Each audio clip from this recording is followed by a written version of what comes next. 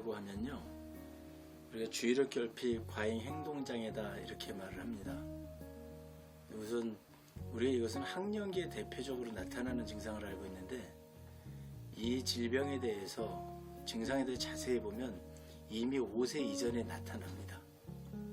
그래서 이미 2, 3세 때부터 이 주의력 결핍 행동장애가 과잉 행동장애가 나타나는데, 우리가 이 과잉 행동장애라고 얘기를 하면 어떤 액션이 커진다 이렇게 자꾸 포커스를 맞추시는데, 그렇지 않아요. 힘 조절 능력이 없어도 어렸을 때는 힘 조절이 안 되는 쪽으로 나타납니다.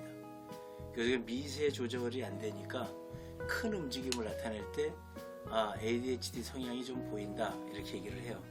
그리고 그 단계를 넘어가면 학령기 아동의 지금은 보통 한 5%까지 나타난다라고 얘기를 합니다.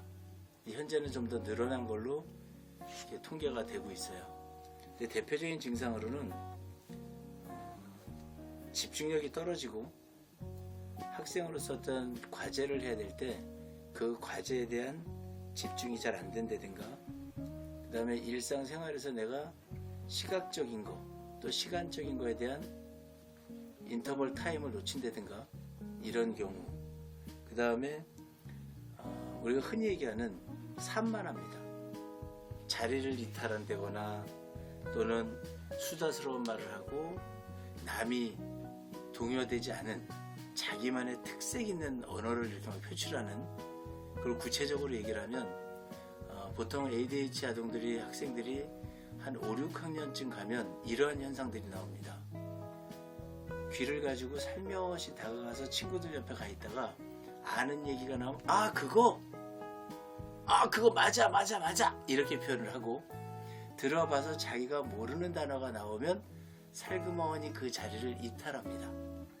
이것은 뭐냐면 ADHD의 기준 원인이 되는 것 중에 언어라는 것이 바로 그 원인이 주된 모습입니다. 내가 알아들을 수 있는 말, 눈에 보이는 언어를 가지고 대화를 하는 것까지는 되는데, 눈에 보이지 않는 것에 대한 대화, 이게 어려운 거예요.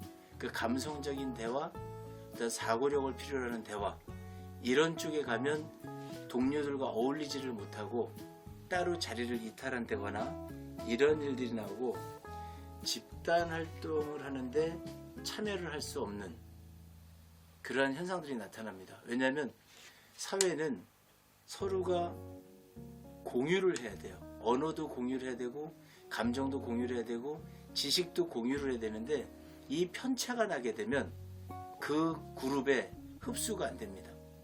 그리고 혼자 있게 되고, 놀이를 하는데 놀이 방법을 모르다 보니까 그 놀이를 하고 있는 친구들이 야속하고 또 친구들이 밉고, 그래서 가서 그 놀이하고 있는 장면을 이렇게 막 분쇄를 시킨다든가 못 놀게 한다든가.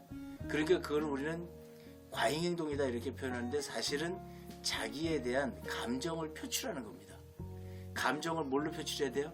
말로 표출을 해야 돼요.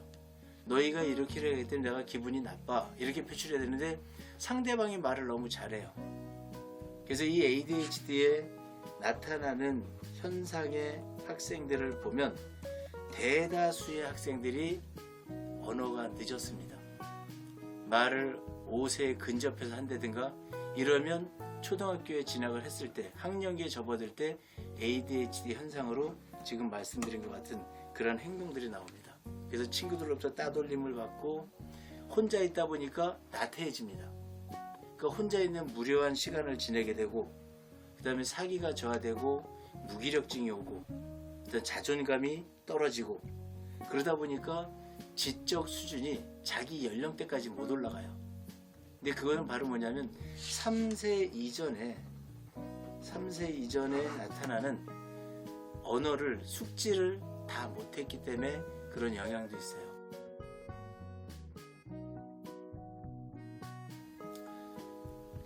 ADHD는 우선 한 3가지의 경우를 한번 이렇게 크게 나눠본다면, 우선 첫째는 유전적인 영향이 있을 수 있습니다. 그리고 둘째는 유전을 동반한 생리학적인 원인이 있을 수 있어요. 신경 전달 물질의 이상. 그다음 세 번째는 우리가 흔히 지금 얘기하는 언어장애라고 얘기합니다. 언어가 늦었을 때도, 말이 늦었을 때도 이 ADHD의 성향이 나타납니다. 그래서 우리는 첫째는 유전적 요인이라는 것은 산모가 태아기에 얼마나 건강한 아기를 유지할 수 있겠느냐. 근데 그 유전적 영향 중에서 보면 ADHD는 주로 전두엽 기능이 떨어지게 됩니다. 그래서 우리가 여기서 보면 표현하자면 모든 결정이나 지식적인 면에서 흡수력이 낮아지는 거예요. 그럼 그렇게 낮아지다 보면 그 낮아지는 원인이 어딜까? 우리가 뇌 기능이 저하된다고 그러는데 뇌 기능 저하는 사실은 심장 쪽 기능하고도 연결이 되어 있습니다.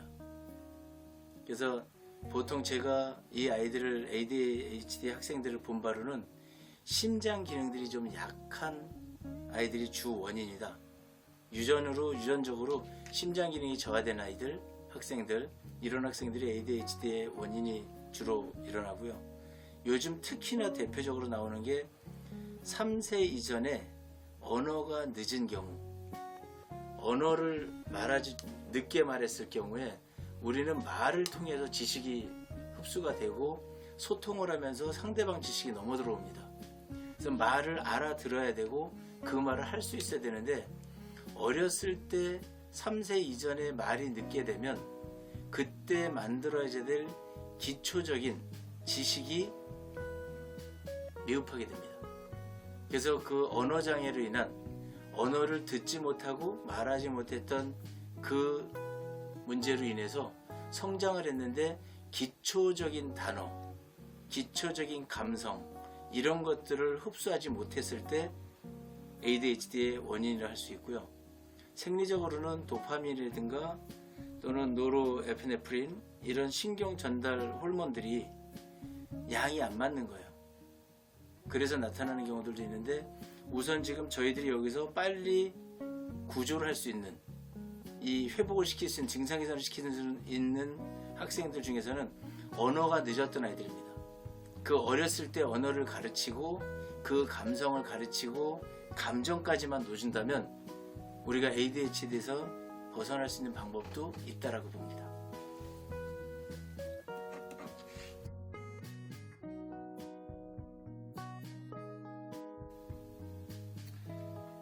ADHD는 원인이 굉장히 다양하기 때문에 솔루션 자체도 굉장히 다양합니다.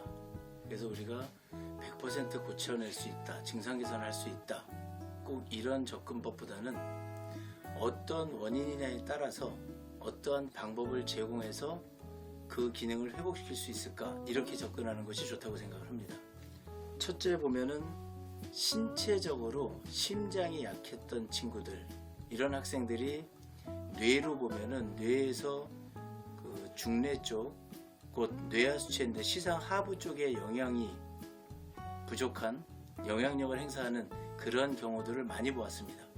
그래서 이런 경우는 뇌 기능 개선과 그리고 심장 기능 개선으로 접근하는 방법이 있고요. 그 다음에 기능이 완성이 됐다 할지라도 조기에 어렸을 때 가졌어야 될 지식이 부족한 경우가 대다수의 학생들입니다. 곧 우리는 초등학교를 8살에 들어가게 되면 8세에 들어가서 8세에 해당되는 것을 배웁니다. 그런데 이 학생의 경우 3세, 4세 때 교육이 잘 안 됐다면, 지식이 없다면 8세 교육을 따라갈 수가 없어요. 그러다 보니까 자꾸 지식의 격차가 벌어지기 때문에 우리는 그것을 선행지식이라고 합니다. 그래서 앞에 선행되어서 와야 될 지식을 8세 때 3세 걸 가르치고 4세 걸 가르치고 5세 걸 가르치는 겁니다. 그래서 그게 같이 평균치를 이루면서 갈 수 있도록 만들어내는 그러한 지식 교육 개선 방법이 있고, 기능을 개선하는데 대표적인 게 언어입니다. 이 언어를 가지고 우리는 이 ADHD 학생들의 특징이 보이는 것에 능하다는 거예요. 그래서 보이는 거에 너무 편중이 되어 있다 보니까 보이지 않는 것에 대한 생각을 잘 안 합니다. 그러니까 사고가 떨어지는 거예요.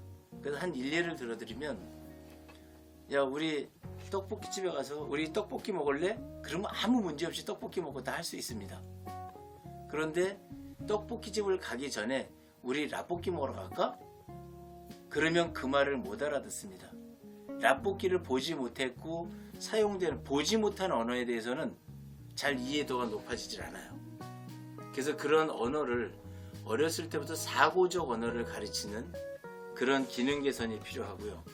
이 ADHD는 사실 신체적으로 보기보다는 뇌 기능 장애를 보는 것이 더 높습니다.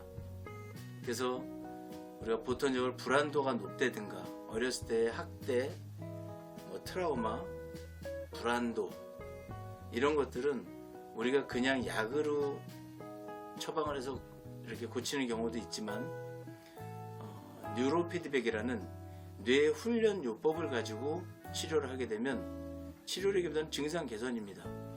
뉴로피드백을 가지고 하게 되면 아주 적절한 뇌 포인트를 찾아서 그 포인트에서 높낮이를 과잉과 부족을 조절함으로써 인해서 회복을 시킬 수 있는 증상을 개선할 수 있는 그러한 방법이 있습니다.